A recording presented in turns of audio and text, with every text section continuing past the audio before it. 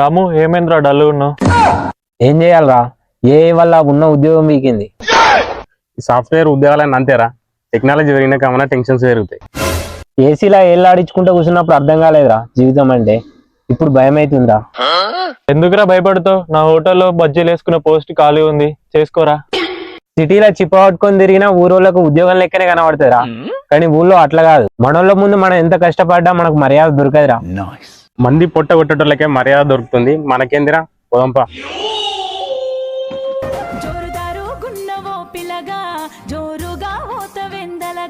అన్న ఒక 3 చాయలు. అరే రాము, నువ్వేంట్రా ఇక్కడ? అరే నీకు ఇంకా తెలియదారా? వాడు ఉద్యోగం పోగొట్టుకొని ఉల్లిగడ్డ బజ్జీలు వేసుకుంటాడు.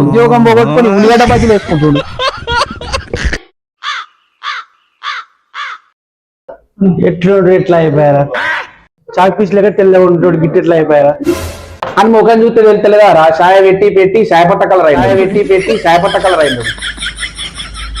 ఏదేమైనా మనిషి కొట్టే దెబ్బ కన్నా దేవుడు కొట్టే దెబ్బని 100 రెట్లు ఎక్కువ ఉంటాయిరా. వాళ్ళ గురించి మావా నువ్వు మాట్లాడేది? మన రామన్ గురించిరా.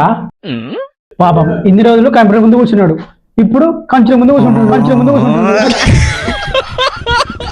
రాము ఒక ప్లేట్ కోడుగు బజ్జీలు ఇస్తారా?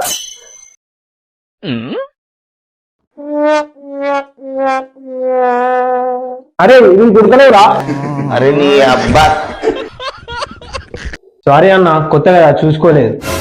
కోడింగ్ చేసినంత ఈజీ కాదురా కోడిగుడ్డు బజ్జీలేసుడు. ఏమన్నారా నువ్వు? ఈ బజ్జీ అద్దు నీకు అదద్దు. ఎదారా అరే రాము, ఇవన్నీ ఓటర్ బిల్లని బంద్ చేసి చక్కగా బర్దుబాయి భద్రం కట్టుకోరా. అరే ఊర్లో వ్యాపారం చేసి బాగుపడే వాడు ఉన్నారా? పోయి బాత్రూమ్ కడకపో.